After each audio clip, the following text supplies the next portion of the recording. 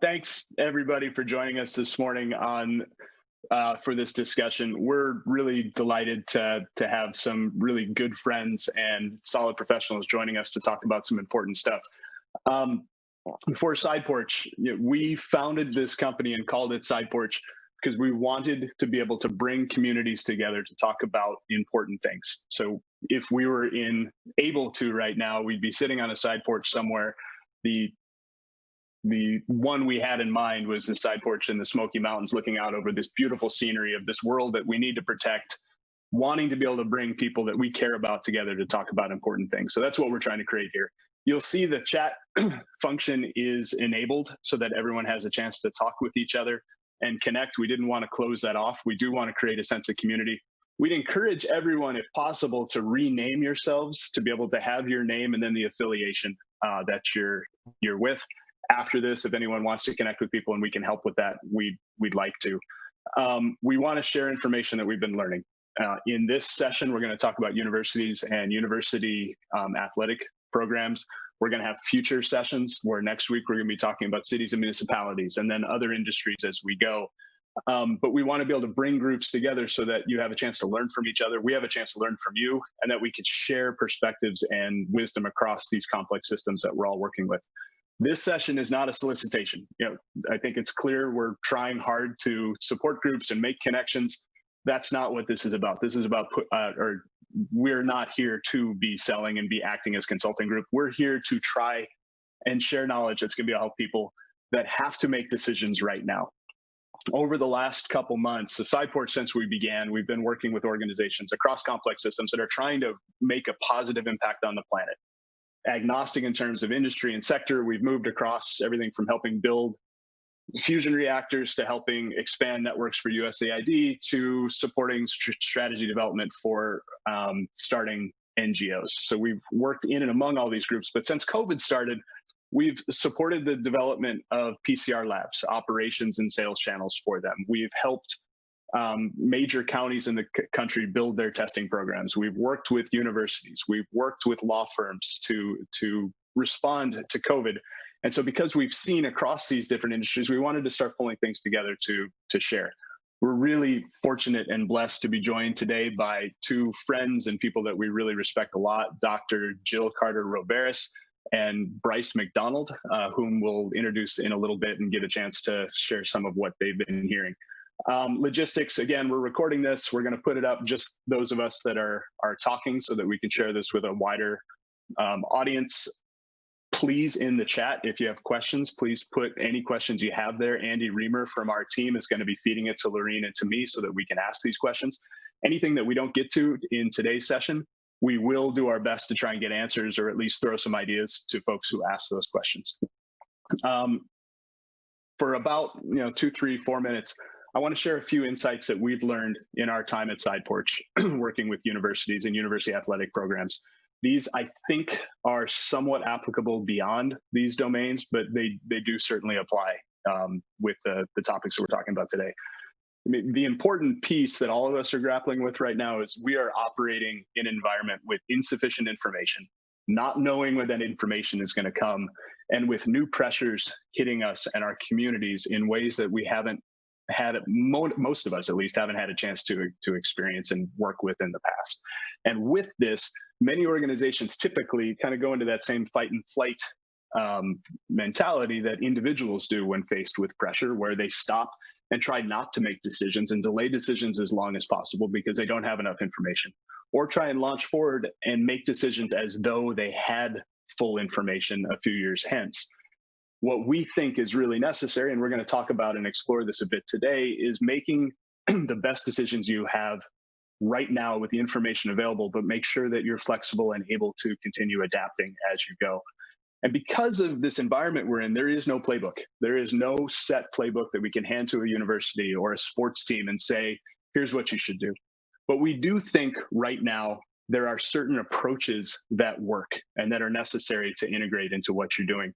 One of them, and this is something that for SidePorch has been core to what we've done for a long time, it really is important to start with the ethos and the underlying values that your organization stands for, and how you are committed and responsible for serving your community. So looking to what you stand for, we think is an important piece for any leader who's trying to responsibly and ethically lead their communities through this time.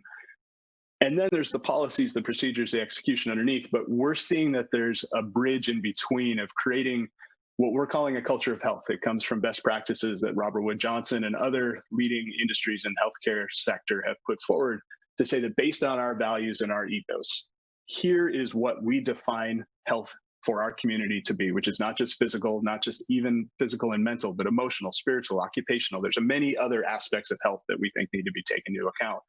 I come up with a statement that you say, this is what we stand for. This is what we as an institution are going to be held accountable for. And importantly, here's what we're going to hold those in our communities responsible for to contribute to this overall culture of health. This bridge we see is really important between the ethos of an organization and the practices and policies that you're carrying out, which allow for one to be more agile and flexible in changing as things happen over time. And the last thing I'll say before I pass it over to Laureen and Dr. Riveras, relative risk is part of the game that we're playing here.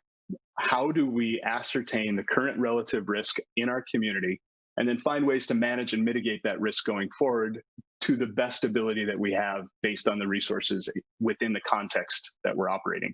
There is no one way to make our entire community safe, especially not in the diverse, complex communities that those on this Zoom are trying to serve. But through testing, through policies, through distancing, through culture, through communications, through a whole array of resources that we can look across, we have a chance to try and understand and manage that risk going forward. And so I think we're going to be talking a lot about that as we move into this conversation. But right now, I'd like to throw it over to my colleague, Laureen Chandler. She's been a friend and a colleague for quite a long time right now. She's worked with SidePorch on a few educational focused engagements and has been part of our team and leading our team since the very beginning of this COVID crisis. So Jill, Dr. Riveras, and Laureen are going to now have the next bit of time. Please do send questions in. We'll ask a few questions from the audience to Laureen to moderate at the end of this session. Then I'll talk to Bryce, and then we'll throw it out to the group for wider questions. But over to you, Laureen. Thanks, Sean. I'm excited. Thank you, everyone, for joining us on the call today and to really engage in this conversation about how higher education is responding to COVID. As Sean mentioned, over the past 4 months, we've really watched all sectors and industries respond differently to the uncertainty of the virus. And we've really been learning a lot from universities and athletics who are leading the way on developing really solid reopening plans and coming up in weeks ahead, being able to roll these out. So I will quickly turn it over, and to kick us off, I have the pleasure of introducing and having a conversation with Dr. Jill Carter-Riveras. And Dr. Jill has served for 9 years as the Director of Health and Counseling at the Cowell Center at Santa Clara University. So welcome, Dr. Jill. And I thought we'd start off the conversation by having you share a little bit about your roles and responsibilities at the center. Good morning. As you mentioned, I am the Director of Health and Counseling at Santa Clara University. I'm a psychologist by profession. I've worked in student affairs my entire career, which has been well over 30 years. And as you mentioned again, I've been at Santa Clara for 9 of those years. I oversee student health services, counseling and psychological services, the university student health insurance plan, and I oversee their emergency medical services of the EMTs. And the role that I serve, Santa Clara is a Jesuit institution, and it operates from the Jesuit value of cura personalis, which means that we take care of the whole person. So we care for the personal development of the whole person. And as the Director of Health and Counseling, I'm in a unique position of caring for the bodies of our students, which means we meet their medical needs. And I also get to take care of their minds and their souls. And so we talk to them with their physical health. We make sure that they're okay. We developed a program called I Will Till I'm Well, which gives students permission to seek the help that they need until they feel that they're well. And it's a critical charge and an awesome charge that I've been given. And in the whole mindset of cura personalis, we also care for the spirit. So we partner with religious programs to kind of develop the spirit of the individual. So that's basically my role at Santa Clara. Thank you. Yeah, you bring such a unique perspective and great perspective to this, especially in terms of, COVID being, a physical illness, but we're seeing really the mental health effects of this on our society. So I think that you bring a unique perspective, especially as we think about how the health centers will play into how the campus is reopening. And so I really was hoping you could share a little bit about the university's effort of the reopening plan, and particularly your role within some of the working groups, particularly around testing.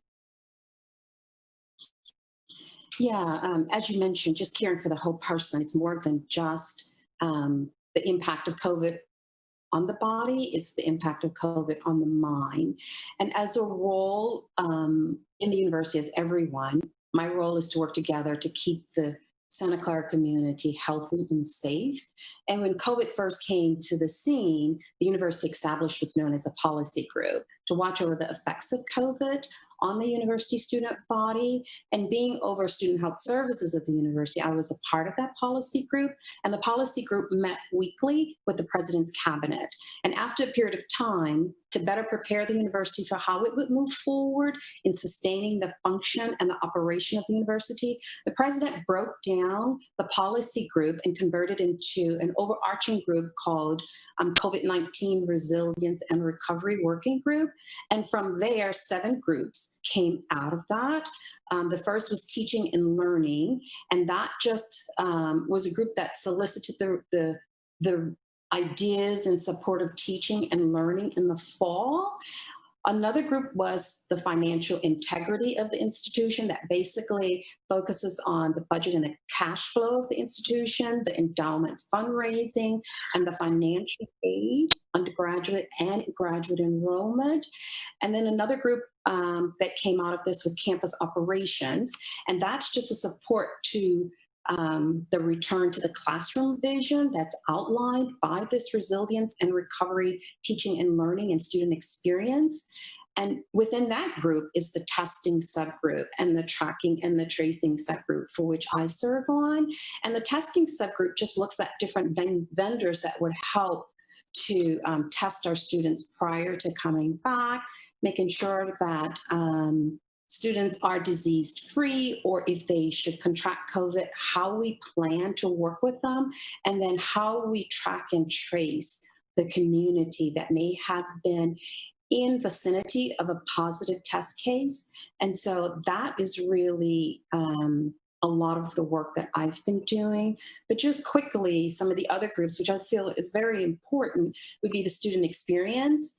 There's a group of professionals within the university that's looking at the cross-functional working groups such as social connectedness, diversity and inclusion, health and well-being, the new student experience, as well as athletics. And then we have staff engagement, where we're focusing on the working environment, how to support staff and how to support the supervisory roles of staff. And then legal and governance of the Santa Clara community, as well as communication. Like, how do we put forth information to both the internal and external worlds of Santa Clara? Thank you. That was really helpful and insightful. And I think, I heard you say like the 7 working groups and how that broke down over time as you guys monitored the COVID crisis.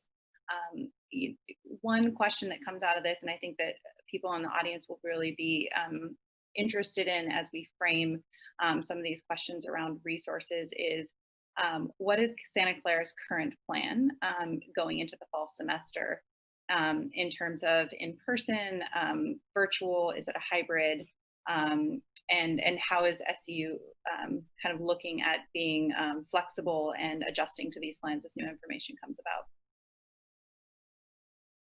Thank you. That's a great question. As we plan for the fall, we're guided basically by 2 principles. The first principle is to protect the health and safety of our campus community, and secondly, to offer a rigorous transformational education in the long tradition of Jesuit education.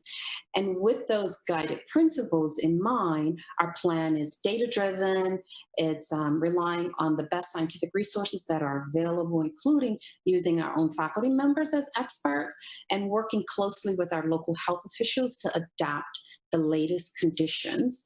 And under those principles, we have what's known as a blended model. It's blended and virtual courses. So many of our courses will be offered in a blend of in-person and online instruction. So some courses will have content that's delivered online with a blend of synchronous or real-time and asynchronous pre-recorded content. And the opportunities for the synchronous lessons will be virtual engagement with the faculty, and any student may choose to take some or all of his or her classes online. So in this blended virtual course model, courses might consist of a combination of the following. So we have what's known as high flex, and that's a fully synchronous model where faculty will teach courses in person, with some students joining in person as needed, and some will be joining remotely. And then the second model is a flipped classroom, where we have asynchronous and a synchronous mix, where lectures or other learning materials are shared with students for independent learning, and that can be followed by in-person and synchronous online class meetings. And then the third model is a dual classroom model. Again, that's asynchronous and a synchronous mix, where students can take turns attending class in person. So the instructor teaches the same synchronous lesson twice, while the other half of the class can work independently or in groups on the asynchronous material. And then the last would be the labs and the specialty courses, and that's where we get the science and the engineering labs, some of the studio art classes, some of the music classes, theater and dance, and other areas that often kind of require high touch, close contact interactions. Those will be restructured to meet the rigorous safety standards. And many will be offered in person, but with modifications designed to meet the challenges associated with being in person and having in-person instructions in each of these disciplines mentioned. Thank you. That's really interesting. And I think that for me, hearing the variation of models is different than what we continue to hear in the news, that most things have been moved virtual. And so I think that the audience would be really interested, and I'm interested in hearing about, can you talk through a little bit about how SEU is thinking about testing and about sort of you mentioned the guiding principles of serving the whole individual and this idea of culture of health, and how that's played into how you've been thinking about making sure that not only, the physical health through testing, but through all other resources that are going to be available as you think about reopening in the fall.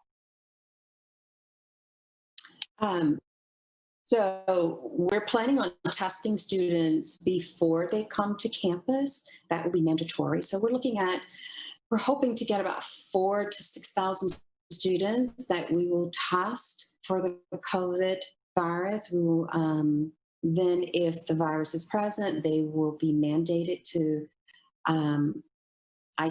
self-isolate until all of the CDC guidelines for returning to campus are met. If they show symptoms but test negative, we will ask them to quarantine for 14 days until all of the guidelines of the CDC are met. So Bryce McDonald is going to join me right now. Bryce is a friend and a colleague of years now. He had a long history as a U.S. Marine and gave really great service to our country. Left active service to work at the Naval Academy as kind of a bridge between military life and civilian life, where he served on as a coach on their football team, and then was recently brought out here to Los Angeles to be chief of staff in an operational role to a major football program. So Bryce really brings a pretty interesting understanding of the different contexts in which we're operating right now. So we want to throw over to Bryce. So like where we started with Jill, Bryce, could you just give a quick overview of who you are, what your normal role is, and then maybe roll into how COVID has started to change that role up a bit? Good morning, everybody. Currently the chief of staff at UCLA football. What that role pretty much means, you're a switch and a conduit between the head coach and everything else. I assist him in doing everything except for calling plays. We should be very thankful for that here at UCLA. So before COVID, responsibility was to understand the mission and the vision of this football team. And here at UCLA, #1 public school in the nation, very high academics. This is not a one-trick pony. This is a lot of facets. Like Sean mentioned earlier, there's some places where the football team is making the first plans for all the COVID.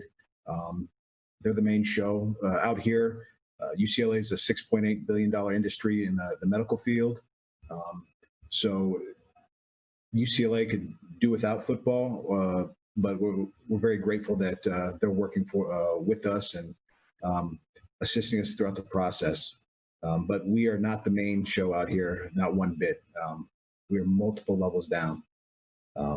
So like I stated, vision and mission, just pre-COVID, we are using football as a bridge to develop the next generation of successful young men.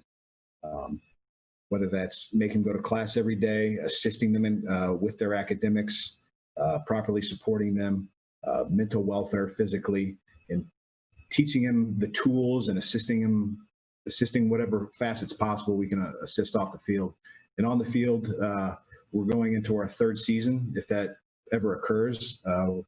We're on the phone with all these universities and educational institutions. Just like you all, we have no idea if we're going to play. It's just a systematic process right now of delay. But we're going to our 3rd season, which statistically in the past, we feel that football and academically and professionally, we're going to see a lot of results, but we'll see that in the future. Transitioning to pre-COVID to post-COVID, if football and staff communication was 100% our job, now it's 10% football. Our coaches, which in our eyes, our coaches are teachers, coaches and mentors. Most of our Zoom calls, 90% what we talk to our kids about is health and welfare. Make sure everything is good on the home front. We have about 100 players back here doing voluntary workouts, making sure they're logging into classes, making sure they're properly fed, making sure their family's okay. And I think Sean mentioned earlier, the mental health aspect of the unknown is very important right now, especially for young men in this environment, 18 to 24 years old. So Bryce, I was going to ask this a little later on, but you teed it up. These students and your staff coming in, they're not just dealing with COVID, right? Many of the incoming freshmen didn't have a proper graduation. Everyone on your team and everyone in our nation has been grappling with protests that have arisen due to racial inequalities around the country. So there's a lot of challenges and pressures on these students. Can you talk a bit about what you're hearing from the students as they're coming back to campus? Like how are you supporting them? So this is a big topic. As soon as the George Floyd video came out, I got a call with the staff this Sunday before the next week started, and we attacked it head on because you saw social media flare up. And as staff members, coaches, mentors, our first move was to seek understanding. And if you think COVID is an unknown environment, throw in the social injustice, and we're still learning. And as we all know, this thing's a long way from being over, and we have to still seek to learn and communicate. So what we did initially was our head coach, we have a leadership council of about 15 players. He got on the phone with them all that night. And then we got on a team meeting the next day and let the players speak their mind, whether it was questions, statements. And then they had great conversations with each other. They had great conversations with the coaches. And then we kept that frequency up to make sure we were all communicating. And we have a pretty good rhythm of just getting the team together and communicating. And subsets to that, each position coach is in charge of his own position. So they get time every week and NCAA designates this as football time. For us, it's listen to your players talk. If you have an opportunity to educate them, but most of it is learning what's going on in your player's mind. If he needs any assistance, assist him. Health and welfare calls every week, and we've established a rhythm of communication, and it's pretty. We try to practice the 70-30 concept. It's not just us talking; it's listening to our guys.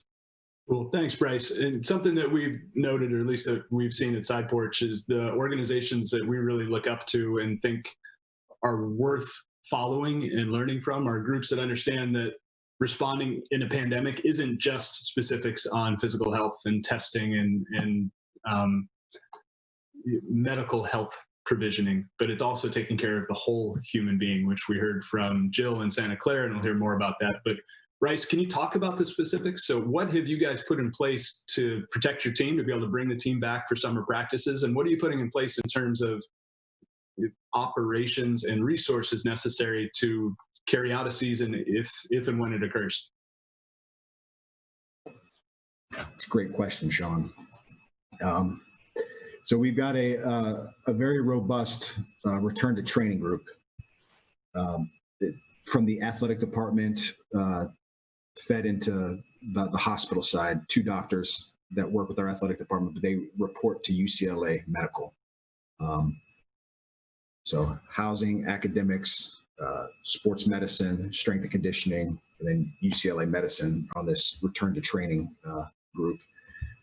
They meet multiple times a week and tackle everything from processes of checking in, workouts, how to safely clean post-workouts, what's a safe amount of people, how are we distributing food properly, how many guys are going to be staying in a room, is there housing available for guys returning to campus, et cetera, et cetera. For every decision that is made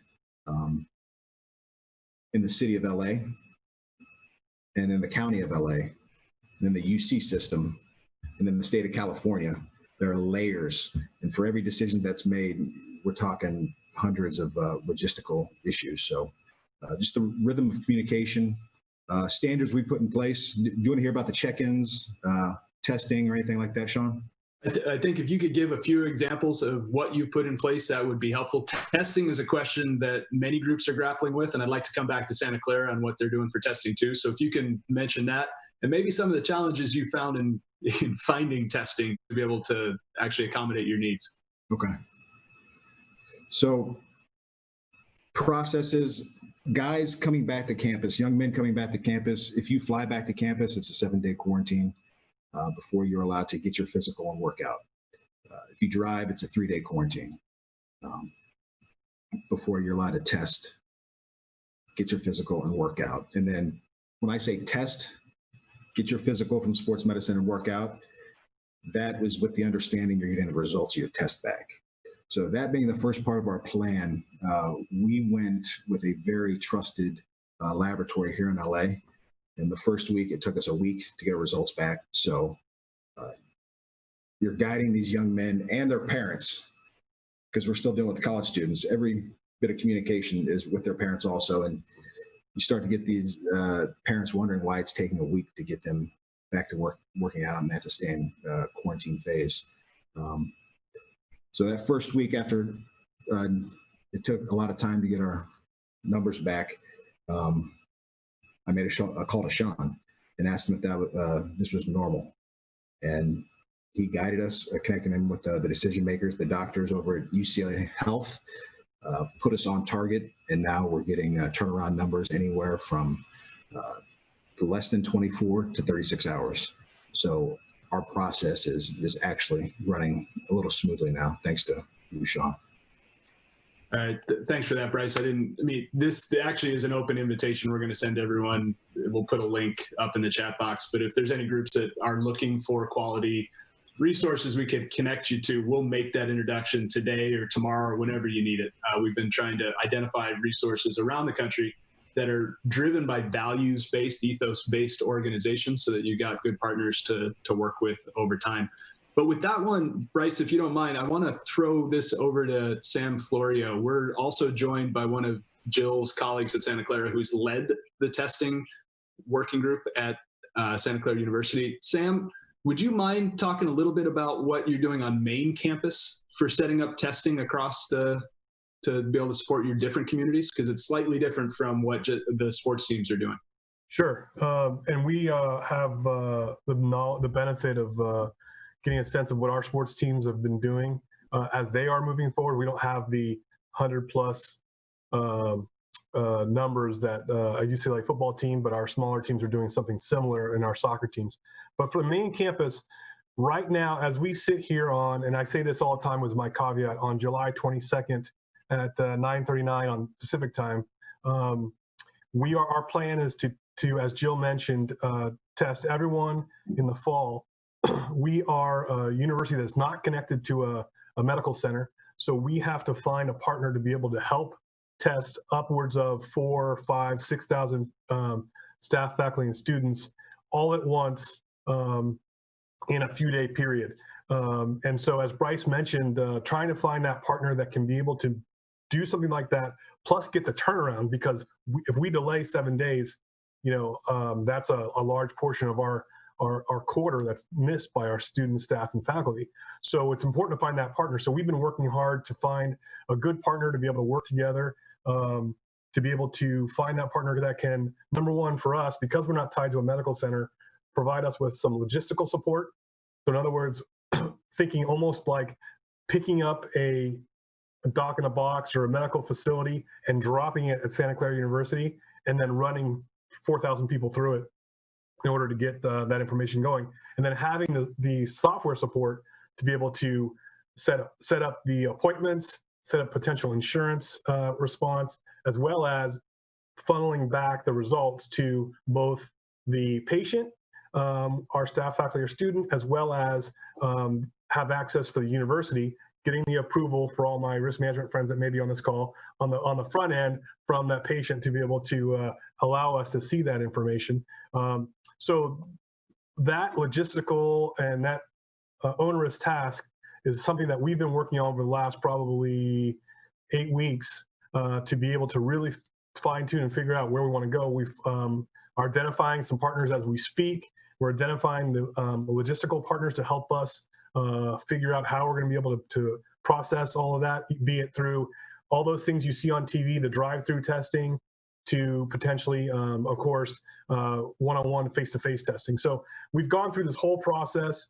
Sean and his team have helped us, as well as Bryce, find some of these partners to be able to help out, which has been great. So it's been a great opportunity for us to figure these things out. The thing that worries me and keeps me up at night a little bit is the logistical piece, and making certain that we can pick up that dock in the box and drop it here and let's go and get 4,000, 5,000, 6,000 done. I know it can be done. I just want to have a little trepidation about let's get it done. Thank you, Sam. I think several of your colleagues on the call also share in some of these concerns that you have about the actual administration and rollout of some of these plans that are coming together right now. And Jill, I did want to thank you for joining. Sorry, we dropped you off, but want to join you back in the conversation and hear a little bit about some of picking up on Sam's thread in terms of the concerns maybe that are most pressing for you or that you're hearing right now from students as they start to return. Sure. Yeah, the students are very concerned about loneliness. They're afraid of the whole isolation, not being able to partner with their friends or to engage in community as they once had in the past. There's a lot of depression and a lot of fear that students are experiencing. And so, from a mental health model, again, the whole I will till I'm well, we're giving students permission to seek the help that they need. And we're working with them both virtually and in office. So we have a hybrid model, both medically and behaviorally. So student can come into the center. If their depression is to a point where they feel like they cannot manage it, we will meet with them in person. If they're in crisis for any reason, we will meet with them. If otherwise, we're just going to do telepsychology versus in-person therapy. And also on the medical side, we will do telemedicine. And if a student has a physical crisis, they can come in and we will meet with them one-on-one. So that's basically the concerns that we're hearing from students, and we're meeting them parallel to how we're meeting them in the educational environment, both in person and virtually. Well, thanks, Jill. I want to follow up on a thread that's come through here and maybe start with Bryce and then come back over to you, Jill. As we look ahead of this year, there's a lot of stuff that we don't know what's going to happen. So Bryce, question is, what if you lose the season? And this is not for the USC people on the call about if UCLA does poorly this season, but what if the season doesn't happen? If we think about the loss that's happening for your student athletes, for your team, but also for your university. Can you talk through how you guys are preparing for that, not knowing quite what's going to happen, and how are we going to take care of each other if some of the things that we really expect and look forward to in the year and in people's lives, like this is a big deal for a bunch of people and not just the athletes. Can you talk about that a bit, Bryce? Great question. It's a real, I wouldn't call it a concern. It's a real option. As we all know, with the numbers just increasing right now. Right now, with the student athletes and the parents, what we're doing is just letting them be aware. Our number one mission here is we've got student that happen to be athletes, correct? And we have talked to them that, we may not have a season. We are systematically pushing the season back to keep your health and welfare as number one. We have a very strong mental welfare protocol here at UCLA. Every student has to check in upon return to campus. And if this does occur, you see it all across the nation right now. Multiple conferences have switched to the spring. Multiple states and high schools have switched to the spring. And this could just be a anchor point to possibly cancel the season if the numbers don't improve. But there are a lot of implications. Schools are already prepping to let people go. As we saw, 11 sports were removed at Stanford. Multiple other Pac-12 schools have had to designate essential and non-essential personnel. If it comes to that, I've spoke with my wife, I've spoke with my family. It's a real situation. I would get fired, and I know any faculty worth their salt would get fired 100 times out of 100 in order to keep the students safe. If they can't afford to play a season because of health, so be it. Then you have to make changes on your staff because you can't afford it, so be it. Here at UCLA, that's a president of a chancellor of the school conversation. I'm not privy to those yet, and we have not yet had those conversations yet here. So Bryce, follow up on that, and I think it is to be expected that you and Jill have been really focusing on the students, which is really all of most leadership at universities. That's where the focus needs to be. Can you say a little bit about staff and the other facility managers, the adults working in these programs as well, and the impact that it's having on them and how you're supporting them? And then maybe we'll throw over to Jill for that similar question of how Santa Clara is lining up to support the staff and faculty. We have about 13 minutes left here. So if anyone has questions, please do put them in chat. At the hour, we'll probably break off the recording, but I and my colleagues will stay on and answer any questions that folks have if you want to keep talking. but we got like 10 minutes left. So Bryce, what about the staff and faculty on the team? So it's my job as the chief of staff to take care of our staff the same way we're providing opportunities to mental welfare checks and providing assets and outreach to our coaches and faculty members. In corporate America, you're probably seeing that during this COVID crisis, corporation goes from 100% people pulling their load to going down to a 20% workload. All the heavy lifters are doing most of the work in corporate America right now, if they're essential personnel and have to go in, especially in the hot spots. But all of our facility personnel right now, our strength and conditioning and our sports medicine guys are on the forefront. It's our head coach, it's our athletic director, it's myself. We make sure we have a high frequency of calling them, getting feedback, and making sure they need support as much as possible. Because right now it's the people keeping the lights on that's actually coming into work. But the other coaches, COVID's a real concern. We have some older coaches, making sure doctors are reaching out to the older coaches so they have a safe return if they return at all. But outreach, just like we're doing with the student athletes to the staff. A little love goes a long way, and that's our number one value here. Cool. Thanks, Bryce. Jill, can you talk a bit about how Santa Clara is setting up to be able to support the faculty and staff as well as the students? Sure. We're funneling resources to our community. First, let me say we're very fortunate in that no one has been laid off. There have not been any furloughs. I think that is awesome. And I tell my staff, we have a job. Let's thank God that we have a job. And so the second thing I want to say is engagement. We keep them engaged. So it's engagement, engagement, engagement. We educate them about COVID, the impact of COVID. We're keeping social media alive. We communicate constantly with email and, again, social media. We keep our student voice very strong. So we meet like this in Zoom meetings. We talk about university events and programs. So we're doing everything that we would normally do. So we've not stopped any of that. We're just now doing it via Zoom or virtual. So we're keeping that connection alive. And I think that's amazing. And it's amazing for the students and the faculty and the staff.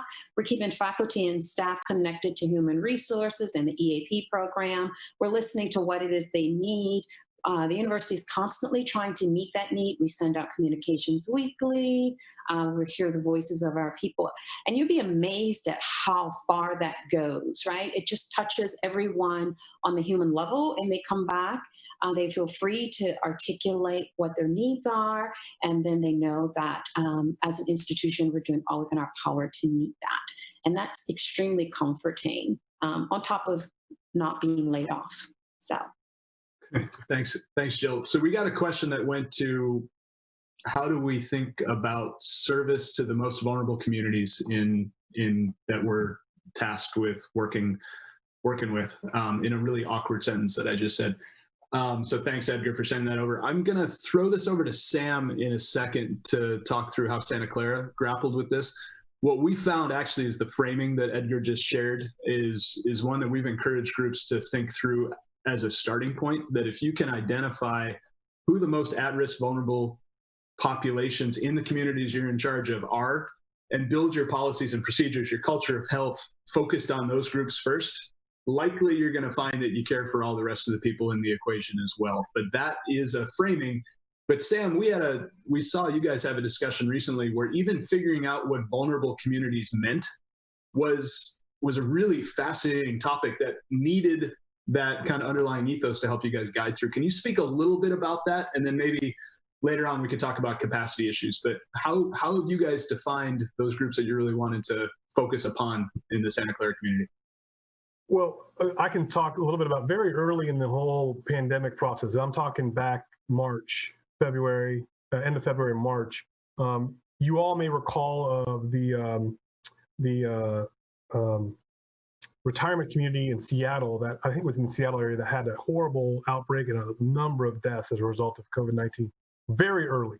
And there was a very stark news article about that. And that article started to get shared amongst our, and Jill mentioned earlier, the policy group in the cabinet.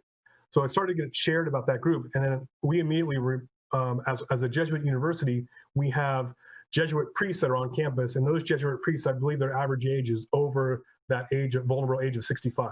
So way back in March, we immediately thought, how are we going to protect our Jesuit residents? That's our goal. Do we create them as sort of a box themselves? How do we make them, how do we keep them as safe as possible? Now, this is March. And in March, that meant we're at the point where, okay, we're going to shut down the university. Everyone did it on a dime and send everybody home and go from there. But we always had that idea of that vulnerable community. And that vulnerable community was indicative and representative of our faculty community, which is a vulnerable community. And then we also thought that it's important to, and as things evolved over time, I feel like our conversations had those people in mind, but it became a point where with COVID, we're all, in a sense, one community in this group. So it's almost, we decided that we created a box of the university, and we needed to make certain that everyone in that box was part of that community. And our goal was to protect that box as best we could, knowing that as we went through the process, the way we were going to protect it changed. Early it was masks may not be helpful. Now it's, you've got to wear a face covering. We got to have social distancing. We got to have, and then with regard to this is, we thought that testing, while we know that testing is difficult to find, we know that those can't get it, that need it potentially. We realize that if we can find those partners that are able to be able to provide us with those resources without taxing the other resources, then we can get a good baseline and protect our community. And because our community, being a college and university, is one that by its very nature extends into the outlying community in the world, in a sense, the world around our university, we're in a sense protecting them as well. So if we have the benefit and the ability to be able to test, track, trace, and isolate within our box, knowing that our box is very much like a sieve and it will still have people to be able to get out, then we're doing our job to protect our box and by extension, protecting the community. So we started off with that really small group of Jesuit priests and then really kind of expanded it, realizing that we're all one sort of community. And that's sort of what sort of drove the process, at least for me, and I think by extension, our testing group. Yeah, and on that testing group was one of the main ethicists of the university, medical professionals, HR. I mean, they had a really good cross-section of those communities. And another piece of best practices that we've seen Santa Clara push out, and I know UCLA is doing as well. I mean, Sam's been in constant conversation to the extent possible with the county as well to figure out how what they build is consistent with those practices of the wider context in which they're operating. So like everything else we're talking about, there's many, many different details that could roll in. In terms of overall capacity, something that we've seen in our time working on this from SidePorch's perspective, the big labs that have very large capacities have been overwhelmed, and the reporting times have been really challenging for them to get it down to where we need to be able to use these as diagnostic tools rather than research tools. But the private labs across the country do still right now have spare capacity, and they're being run by groups that are able to provide turnaround times. Their capacity is being pushed on now as we move into the fall, and as universities and other groups are making decisions and starting to use their resources. But the ability to connect, the arbitrage in this system of the difficulties involved in identifying, evaluating, and then figuring out how to work with these labs, it's challenging right now. We're hoping over the next couple months that's going to become easier and easier, being able to identify labs that are run, again, by ethos, values-driven human beings that are trying to be of service while they're trying to build their businesses is going to be something really, really important. And getting a mesh network of these labs being able to be pulled together is something hopefully that can occur. But we are seeing capacity available right now, and figuring out how best to direct that capability and capacity over time is going to be something that individual communities have to think through, which again, going back to ethos, how are we trying to be in this world? But then figuring out how we pull that together with other contexts is important. we're coming to the end of the hour. So deep gratitude from us for Jill. Sean, Yeah, Sean, please. can I add one thing? I just want to tack on something that Sam said, and I really would like the community to understand about the vulnerable communities and how this traditional aged college population feel as though they're invincible to this disease and that they just won't get it. And so they continue to party. And that's not just defiance, it's just a need to be a part of a community. So what we've done is we've developed a mask campaign that says, who are you wearing your mask for?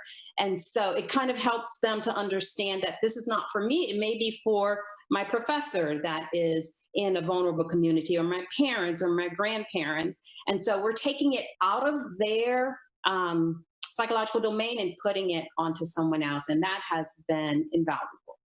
Jill, thanks for that. Demystifying this and getting clear on incentives is really important. Andy's going to put up a link that we just did a video with a lab that does a video tour of a PCR lab to show this is what it looks like when your samples hit a lab. The guy who runs this lab, Robin Smith, is really an extraordinary human being and someone worth meeting. But if you want to see what a lab looks like on the inside, here's a nice video. There's a quote from Santa Clara that we heard a few weeks back that we want to leave you guys with. We were talking about budget implications, which is real. And we haven't talked about that much on this call, but figuring out how do we afford the resources that are required is an essential component of what we talk about. But someone made a statement that I think I'm going to remember, I hope forever, it was something along the lines of, here at Santa Clara, our job is to care for the whole human being, not the whole budget. And that was really powerful because it is not dismissing the fact that budget is important, but it's making sure that we really center what our method of evaluation is on what we're doing. So with that, a few logistics. We are going to stop the recording here in a second as soon as I stop talking. We're going to post this. And we're going to try and cobble together what we were able to do to be able to offer to others. If there's anything that we can do, please reach out. We're happy to introduce or connect folks anywhere that can be of service to your communities. You've heard me say of service probably too many times, but that really is a framing that we're taking with this whole effort. And we're going to stay on here for as long as anybody wants to stay and talk and ask questions. We'll stick around. I'm joined by Andy Reamer. Didn't have a chance to talk, but he has become really a pretty solid expert in testing and some other technical details. And you have our information. The email I sent out to everyone's got my cell phone. Call, text, email, anything we can do. But Jill, Bryce, Sam, thank you so much for being in our worlds and for the good work that you're doing to support students and your colleagues. And we really do hope everyone stays safe and healthy as you continue working with this challenge. So we're going to stop the recording now, and happy to stick around and stay in conversation. But thanks again, everybody, for joining.